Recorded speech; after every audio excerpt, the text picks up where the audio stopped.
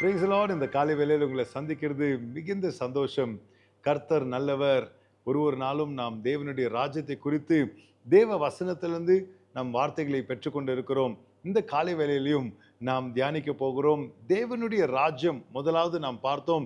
ரோமர் 14வது அதிகாரம் 17ஆம் வசனத்திலிருந்து தேவன் நம்மளுக்கு சொல்லுகிறது. தேவனுடைய ராஜ்யம் நீதி என்று முதலாவது நாம் பார்த்தோம்.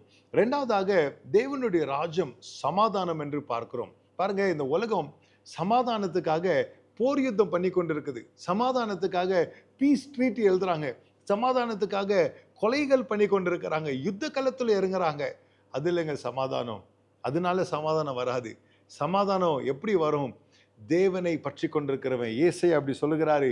ஏசாயா 26வது அதிகாரம் 3வது வசனத்தை நாம் வாசிப்போம். உம்மை உறுதியாய் பற்றி கொண்ட மனதை உடையவன் உம்மையே நம்பியிருக்கிறபடியால் நீர் அவனை பூரண சமாதானத்துடன் காத்துக்கொள்வீர். உம்மை உறுதியாய் பற்றி கொண்டிருக்கிற மனிதன் உம்மையே நம்பி இருக்கிறதால், ஹல்லேலூயா, ஆண்டவர் என்ன பண்றாராம்? அவருக்கு பூரண சமாதானம் கொடுத்து கொண்டிருக்கிறார். பாருங்க, இந்த ராஜ்யத்துல முதலாவது நம்ம எப்படி ராஜ்யத்துக்குள்ள வருகிறோம்? விசுவாசத்தை நிமித்தமா தான் நம்ம வருகிறோம். அவரையே நம்ம நம்பி இருக்கிறதுனால, because of faith, because of trust. இந்த ராஜ்யத்துல அவரை விசுவாசித்து அவரை பற்றி கொண்டு இருக்கிறவர்களுக்கு ஆண்டவர் சொல்லுகிறாரு பூரண சமாதானம். ஆங்கிலத்துல பெர்ஃபெக்ட் பீஸ். ஹல்லேலூயா. இந்த சமாதானம் இதை குறித்து நம்ம பார்க்க போகிறோம். இந்த சமாதானம் மனுஷன் கொடுக்கறது போல அல்ல. இயேசு அதை தான் சொல்றாரு இல்லைங்களா? யோவான் 14வது அதிகாரம் 26, 27 வசனத்துல இயேசு சொல்றாரு, என்னுடைய சமாதானத்தை நான் உங்களுக்கு வைத்துட்டு போயிருக்கிறேன் இயேசு சொல்கிறார்.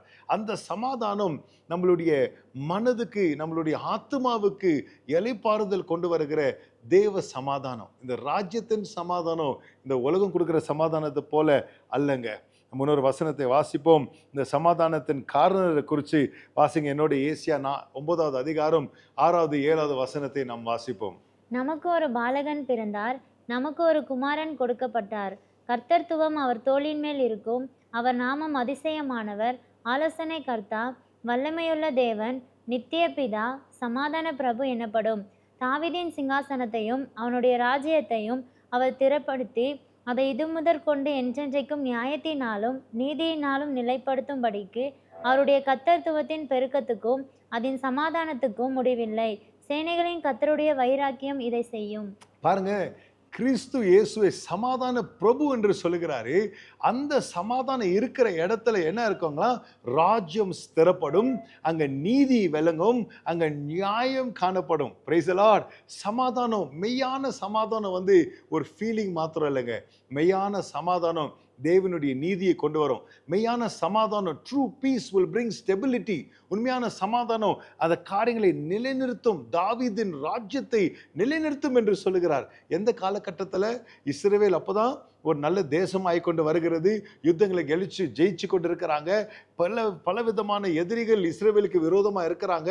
எதிரியின் சேனைகள் அவங்களுக்கு விரோதமாக யுத்தம் பண்ண வேண்டும் என்று அவங்க எழும்பிக் கொண்டே இருக்கிற நாட்கள்ல ஆண்டவர் சொல்றாரு, ஒரு ராஜ்யத்தை நான் ஸ்திரப்படுத்துவேன் என்று. உண்மையான சமாதானம் ஸ்திரப்படுத்துதலை கொண்டு வரும். ஆண்டவர் என்ன பண்றாருங்க? நியாயத்தினாலும் நீதியினாலும். உண்மையான சமாதானம் இருக்கிற இடத்துல நியாயம் காணப்படும். உண்மையான சமாதானம் இருக்கிற இடத்துல நீதி காணப்படும். Praise the Lord. இதை யார் கொண்டு வருகிறது?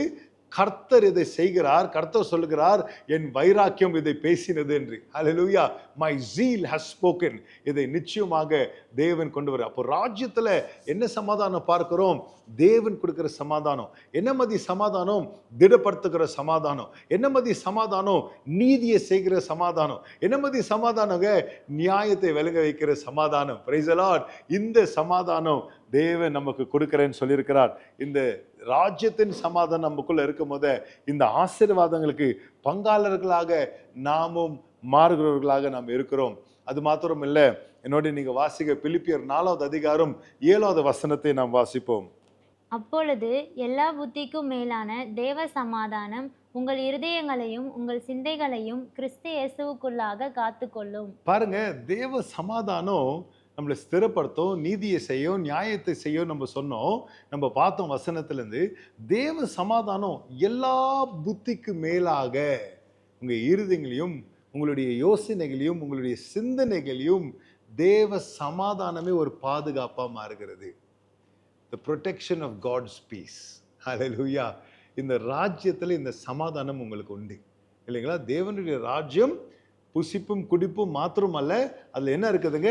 நீதியும் சமாதானமும், தேவ சமாதானமும். இன்றைக்கு நம்ம பார்த்தது போல தேவ சமாதானம் பூரணமான சமாதானமாக இருக்கிறது. தேவ சமாதானம் என்ன பண்ணுதுங்க?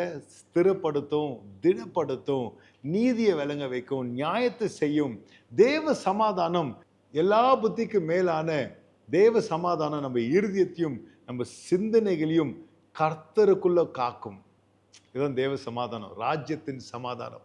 இந்த சமாதானத்தினால கர்த்தர் இந்த வருடம்லாம் உங்களை நடத்தணும் நான் ஜெபம் பண்றேங்க. இந்த இந்த சமாதானம் நம்மளோட இருக்கும் போதே நம்ம அலைப்பாய மாட்டோம், நம்ம அப்படி இப்படி இந்த பக்கம் அந்த பக்கம் காத்து வீசுற பக்கம் சாய மாட்டோம். சமாதானம் ஒரு அமைதியை நமக்குள்ள கொண்டு வந்துடும். சமாதானம் நம்மளை திருடப்படுத்தும். சமாதானம் தேவனுடைய பூர்ணத்துல நம்மளை நடத்தும். நம்ம ஜெபிக்கலாம். இந்த காலை வேளையில நம்மள ஆண்டவருடைய கரத்துல ஒப்பு கொடுத்து, ஆண்டவரே உம்முடைய ராஜ்யத்துல இருக்கிற உம்முடைய பிள்ளைகளா இருக்கிற நாங்க தேவ சமாதானத்தை பூர்ணமா நாங்க அனுபவிக்க வேண்டும் ஐயா, எங்களை ஒப்பு கொடுக்கிறோம் என்று சொல்லி நம்ம எல்லாரும் ஜெபிப்போமா? பிதாவே, உமக்கு நாங்க நன்றி சொல்கிறோம். ஆண்டவரே, உம்முடைய வார்த்தைக்காக நன்றி, உம்முடைய நடத்துதலுக்காக நன்றி. ஆண்டவரே, உம்முடைய ராஜ்யத்துல தேவனுடைய நீதியை எங்களுக்கு கொடுத்திருக்கிறீங்க. உங்க ராஜ்யத்துல ராஜ்யத்தின் சமாதானத்தினால எங்களை நீங்க நிரப்பி கொண்டு இருக்கிறீங்கப்பா. நாங்க கலங்க மாட்டோம், நாங்க பயப்பட மாட்டோம், நாங்க சோர்ந்து போக மாட்டோம். எல்லா நேரத்திலையும் அமைதியாக நாங்க அமர்ந்து இருந்து தேவன் கொடுக்கிற ஜெயத்தை சமாதானத்தோடு நாங்க பெற்றுக்கொண்டப்பா. ஆண்டவரே, நீர் கொடுத்த சமாதானத்தினால எங்க சுத்தி இருக்கிற மக்களோட கூடப்பா கூடுமான அளவுக்கு எல்லோரோட சமாதானத்திலே இந்த வருடமெல்லாம் நாங்க ஜீவிக்க ராஜ்யத்தின் சமாதானம் எங்களை நிரப்பிட்டோம்ப்பா. ராஜ்யத்தின் சமாதானம் எங்களை நடத்திட்டோம்ப்பா. உமக்கு நாங்க நன்றி சொல்கிறோம். உங்க பிள்ளைகள் எல்லாரையும் ஆசீர்வதிங்க, வழி நடத்துங்க. இயேசுவின் மூலம் ஜெபிக்கிறேன் ஜீவனுள்ள நல்ல பிதாவே.